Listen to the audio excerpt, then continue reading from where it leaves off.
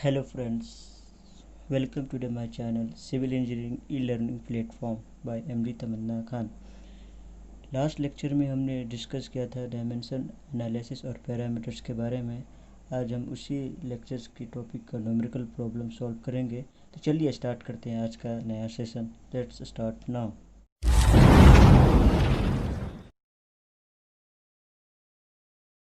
Problem first की तरफ हम बढ़ते हैं। पहले इस प्रॉब्लम को पढ़ते हैं।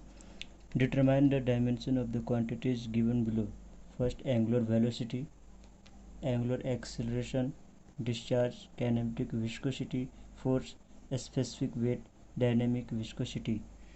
चलिए इसे सीक्वेंस वाइज इसे सॉल्व करते हैं और इसकी डायमेंशन निकालते हैं। हर क्वांटिटीज़ की डायमेंशन को निकालते हैं। तो चलिए शुरू करते हैं आज के प्रॉब्लम फर्स्ट का। पहला क्वांटिटी है एंगुलर वेलोसिटी। एंगुलर वेलोसिटी का फॉर्मूला होता है angle covered in radian upon time. आपको अगर फॉर्मूला याद नहीं है तो कोई दिक्कत नहीं, आप इसे प्रैक्टिस कीजिए। आप इसे एक बार खुद से सॉल्व आउट कीजिए, आपको आसानी से फॉर्मूला याद हो जाएगा और इसकी डायमेंशन आप आसानी से निकाल सकते हैं। तो एंगुलर वेलोसिटी की formula angle covered in radian upon time, जिसका सिंबल एंगुलर वेलोसिटी का ओमेगा से होता है। तो एंगल जो कवर होता है डिग्री में होता है, तो यहाँ पे 1 डिग्री अपॉन टाइम आपको याद होनी चाहिए कि अगर कांस्टेंट किसी भी वैल्यू है तो इसका डायमेंशन लेस होता है। तो सो एंगुलर वेलोसिटी का यहाँ पे डायमेंशन हो जाएगा टी का पावर -1। तो एंगुलर वेलोसिटी का dimension W equal to T का पावर -1।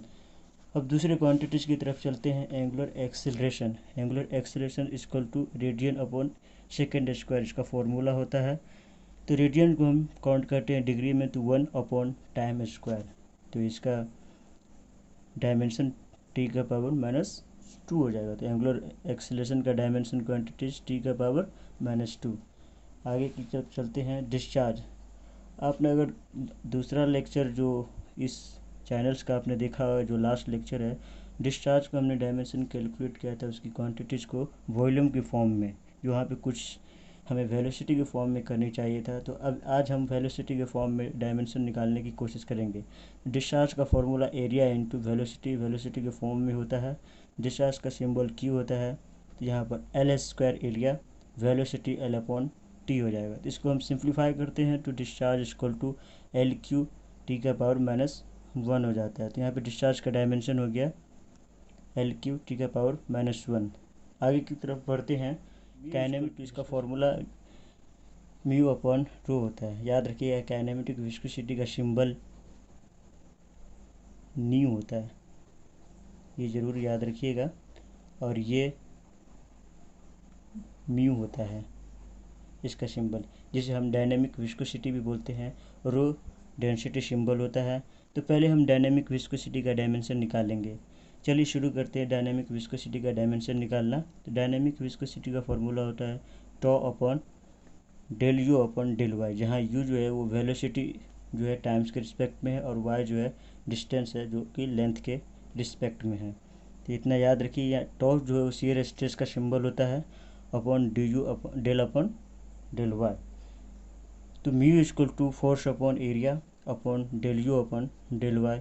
यहाँ पे फोर्स अपॉन एरिया और यू जो है यहाँ पर हम सिंप्लीफाई करेंगे जो कि वेलोसिटी के टर्म में आता है। तो वेलोसिटी का डायमेंशन होता है L upon time into 1 upon L, जो कि वाई एक डिस्टेंस है। फोर्स का फॉर्मूला हमें याद होनी चाहिए, जो कि लास्ट लेक्चर में से कवर किया था डायनेमिक क्वांटिटीज़ के अंदर में। तो म्यू इक्वल टू फोर्स का formula mass into acceleration upon L upon T into 1 upon L. इसे हम आगे की तरफ सिंप्लीफाई करते हैं। म्यू इक्वल टू मास को एम से डिनोट करते जो कि फंडामेंटल क्वांटिटीज होता है। Acceleration L upon T square upon फिर L upon T into 1 upon L. तब इसे और अच्छी तरीके से सिंप्लीफाई करते हैं। सिंप्लीफाई करने के बाद हमें रिजल्ट कुछ इस प्रकार आता है एम एल का पावर -1 टी का पावर -1। उम्मीद है कि आप इसे अच्छी तरीके से सिंप्लीफाई कर पाएंगे, क्योंकि एक बेसिक मैथमेटिकल टर्मिनोलॉजी है जो आप भी समझ सकते हैं। तो यहाँ पर डायनेमिक विस्कोसिटी का डायमेंशन हो गया एम एल का पावर -1 टी का पावर -1। लेकिन हमें आज काइनेमेटिक विस्कोसिटी के जो क्वांटिटीज निकालने को बोला गया है उसको निकालेंगे। तो काइनेमेटिक विस्कोसिटी का फॉर्मूला ऊपर में आपने पढ़ाई है म्यू अपॉन रो, तो यहाँ पे हमने म्यू जो कि डायनेमिक विस्कोसिटी का डायमेंशन निकाल चुके हैं, और डेंसिटी का डायमेंशन हमने कवर पहले ही लास्ट लेक्चर में कर चुके हैं, तो उसकी डायमेंशन को पुट कर देंगे एम एल के पावर माइनस क्यूब। डेंसिटी जो है आपका फॉर्मूला आपको पता होगा, मास अपॉन वॉल्यूम होता है, तो उसी तरह से आप डायमेंशन यहाँ पे भी लिख सकते हैं। तो यहाँ पर काइनेमेटिक विस्कोसिटी का डायमेंशन हो गया एल स्क्वायर टी का पावर माइनस 1, तो kinematic viscosity equal to L square T का पावर माइनस 1 हो गया। चलिए आगे की तरफ चलते हैं। फोर्स का हमें डायमेंशन क्वांटिटीज़ निकालना है, तो इस लास्ट लेक्चर में मैंने अच्छी तरीके से कवर किया। अगर आप उस लेक्चर को नहीं देखे हैं तो एक बार ज़रूर देखिए, आपको अच्छे से समझ में आएगा। फिर आप इस लेक्चर पे आइए तो आपको 100% उम्मीद है कि आपको समझ में आ जाएगा। तो फोर्स का फॉर्मूला होता है मास इंटू एक्सीलरेशन। एम मास को डिनोट करते हैं, एक्सीलरेशन का formula length upon time square होता है, तो length L upon time square. इसे सिंप्लीफाई कीजिए, फोर्स का यहाँ पे डायमेंशन निकल के आ जाएगा एम एल टी का पावर माइनस 2। तो हमने यहाँ पर फोर्स की डायमेंशन क्वांटिटीज़ निकाल चुके हैं। चलिए अब आगे बढ़ते हैं नेक्स्ट क्वांटिटीज़ की तरफ। नेक्स्ट क्वांटिटीज है अपना स्पेसिफिक वेट। स्पेसिफिक वेट का सिंबल स्मॉल डब्ल्यू होता है, जिसका फॉर्मूला एक्चुअल वेट, आप इसे एक्चुअल वेट भी लिख सकते हैं, अपॉन वॉल्यूम। तो एक्चुअल वेट जो फोर्स के इक्वल होता है अपॉन वॉल्यूम। फोर्स का हमने डायमेंशन अभी अभी जस्ट निकाला है, तो एम एल टी का power minus 2 upon L cube. तो यहाँ पे स्पेसिफिक वेट का डायमेंशन हो जाएगा एम एल का पावर माइनस 2 टी का पावर माइनस 2। चलिए अब आगे की क्वांटिटीज़ की तरफ चलते हैं। डायनेमिक विस्कोसिटी, आपको याद होगा अभी जब मैंने काइनेमेटिक विस्कोसिटी निकाली तो इसमें डायनेमिक विस्कोसिटी का भी डायमेंशन निकाला है, तो यहाँ पर आपको दिक्कत नहीं होनी चाहिए। चलिए फिर भी इसके सेपरेटली हम इसको डिस्कस कर लेते हैं। डायनेमिक विस्कोसिटी का सिंबल म्यू होता है, टॉ अपॉन डेल यू, या फिर आप डी यू भी बोलिए क्योंकि ये एक डिफ्रेंशिएशन फॉर्म है, del U upon del Y. तो shear stress upon del U upon del Y. याद रखिए इस सिंबल को हम टॉ बोलते हैं।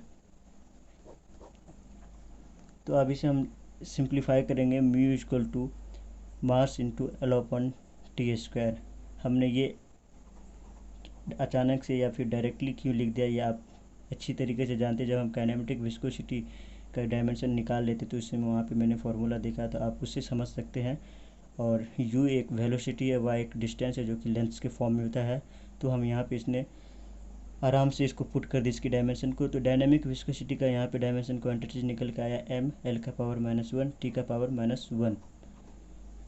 ये था हमारा आज के सेशन का पहला प्रॉब्लम। चलिए आगे बढ़ते हैं दूसरे प्रॉब्लम की तरफ।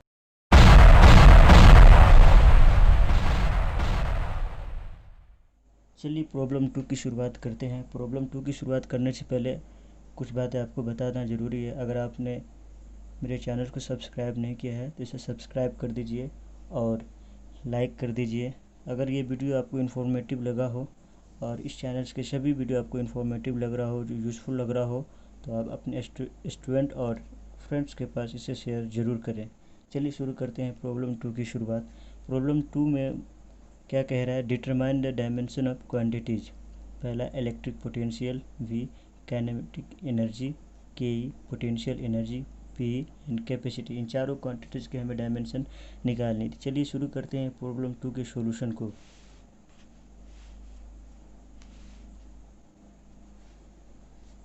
पहली क्वांटिटीज़ है इलेक्ट्रिक पोटेंशियल, जिसको हम V से डिनोट करते हैं। याद रखिए इसे वेलोसिटी मत बोल दीजिएगा। इसे इलेक्ट्रिक पोटेंशियल को V इक्वल टू, यहाँ पे फॉर्मूला आपको याद होनी चाहिए। फार्मूला याद करने का बस एक ही तरीका है, आप इसे प्रैक्टिस कीजिए। बिना प्रैक्टिस आपको फार्मूला याद नहीं रहेगा। आप इसे रटने की कोशिश नहीं कीजिए, रटने से आपको कुछ फ़ायदा नहीं होने वाला है। आप इसे मैक्सिमम प्रैक्टिस कीजिए, आपको फार्मूला आसानी से याद हो जाएगा और काफ़ी लंबे समय तक रह सकता है। तो चलिए शुरू करते हैं। V equal to work upon electric charge. Work का फॉर्मूला फोर्स इंटू डिस्प्लेसमेंट होता है और डिस्प्लेसमेंट को मेजरमेंट हमेशा लेंथ में होता है। तो वर्क का हमने डायमेंशन क्वांटिटीज़ लास्ट लेक्चर में हम निकाल चुके हैं, तो हम यहाँ पे डायरेक्ट पुट करेंगे, हम आपको नहीं बताएंगे। अगर आपको इसकी डायमेंशन पता करनी है तो आप मेरा लास्ट लेक्चर ज़रूर देखिए। तो वर्क की डायमेंशन के लिए फोर्स इंटू डिस्प्लेसमेंट, तो फोर्स की dimension M L square T का पावर माइनस 2 और डिस्प्लेसमेंट एल का पावर 1, या फिर एल ही डायरेक्ट लिख सकते हैं, अपॉन Q इंटू I1। आई यहाँ पे इसलिए हो रहा है क्योंकि यहाँ पे इलेक्ट्रिक चार्ज को रिकमेंड कर रहा है, तो इलेक्ट्रिक चार्ज I के रिलेटेड में होगा। तो इलेक्ट्रिक चार्ज आई के रिलेटेड में होगा, ये सभी जानते हैं। यहाँ पर क्यू एक कांस्टेंट टर्म है, इतना ज़रूर याद रखिएगा। कांस्टेंट टर्म ये डिस्चार्ज के लिए, कांस्टेंट नंबर के लिए नहीं है। तो electric potential V equal to M L square T का पावर -2 क्यू का पावर -1। तो यहाँ पे इलेक्ट्रिक पोटेंशियल का डायमेंशन हमें। नेक्स्ट क्वांटिटीज की तरफ चलते हैं। काइनेटिक एनर्जी के kinetic energy is equal to 1/2 mv square. 1/2 is constant term, that is dimensionless number.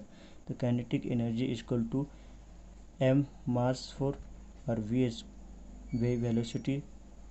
याद रखिएगा वेलोसिटी का फॉर्मूला L/टाइम, मतलब डिस्टेंस अपॉन टाइम होता है। तो L/t स्क्वायर में, तो स्क्वायर में इसे सिंप्लीफाई कीजिए, m into L square T square M L square T के पावर -2। तो काइनेटिक एनर्जी का यहाँ पे डायमेंशन क्वांटिटीज हो गया k equal to M L square T का पावर -2। चलिए अगले क्वांटिटीज की तरफ चलते हैं। पोटेंशियल एनर्जी का फॉर्मूला होता है mgh, जहाँ पर m मास है, g ग्रेविटी है, h हाइट है, जिसका मेजरमेंट लेंथ में होता है। Potential energy equal to m into L/t square into L. तो पोटेंशियल एनर्जी का यहाँ पे डायमेंशन आप इसे सिंप्लीफाई कर सकते हैं, m एल स्क्वायर टी का पावर -2। तो ये पोटेंशियल एनर्जी का डायमेंशन क्वान्टिटीज़ था। चलिए आगे क्वांटिटीज़ को देखते हैं जो कैपेसिटी है। अगले क्वांटिटीज़ की तरफ चलते हैं। कैपेसिटी का फॉर्मूला होता है electric charge upon electric potential. तो इलेक्ट्रिक चार्ज का सिंबल क्यू होता है और इलेक्ट्रिक पोटेंशियल का अभी हमने डायमेंशन क्वांटिटीज निकाल चुके हैं, तो इसे डायरेक्टली पुट कर देंगे। डायरेक्टली पुट करने के बाद इसका हमें डायमेंशन क्वांटिटीज कैपेसिटी का आ जाएगा m का पावर -1, l का पावर -2, t का पावर -2 और q का पावर 2। तो फाइनली हमने कैपेसिटी का डायमेंशन निकाल चुके हैं, m का पावर -1, l का पावर -2 एंड t का पावर -2, q का पावर 2। चलिए बढ़ते हैं अगले प्रॉब्लम की तरफ, प्रॉब्लम नंबर 3, जो कि आज के सेशन का लास्ट प्रॉब्लम होगा और ये एक MCQ टाइप्स प्रॉब्लम है। चलिए सॉल्व करते हैं उस प्रॉब्लम को।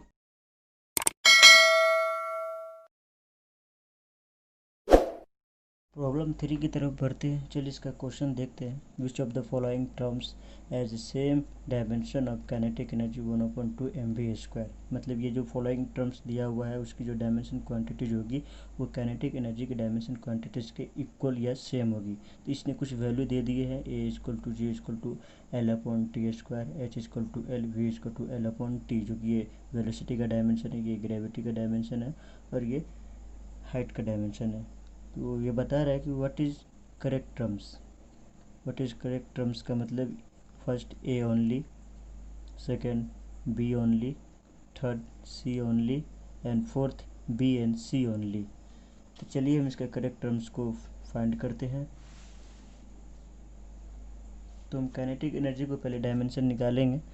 काइनेटिक एनर्जी का डायमेंशन निकालने के लिए उसका फॉर्मूला होता है 1/2 mv स्क्वायर, m मास L/t का स्क्वायर, जहाँ कांस्टेंट टर्म्स डायमेंशन लेस होता है। तो यहाँ पे काइनेटिक एनर्जी का डायमेंशन क्वांटिटीज हो गया m एल स्क्वायर टी का पावर -2। अब इसे अलग अलग तरीके से जो टर्म दिए हुए हैं उसको प्रूफ करते हैं, जो काइनेटिक एनर्जी के इक्वल हो जाएगा, जिसका डायमेंशन क्वांटिटीज वो करेक्ट हो जाएगा। तो पहला टर्म है mga।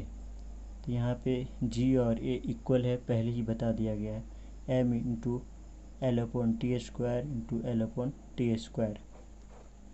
इसका डायमेंशन क्वांटिटी हो जाएगा m एल स्क्वायर टी का पावर -4। तो ये देखने से ये लग रहा है कि काइनेटिक एनर्जी की क्वांटिटीज के इक्वल नहीं है, तो ये तो नहीं होगा।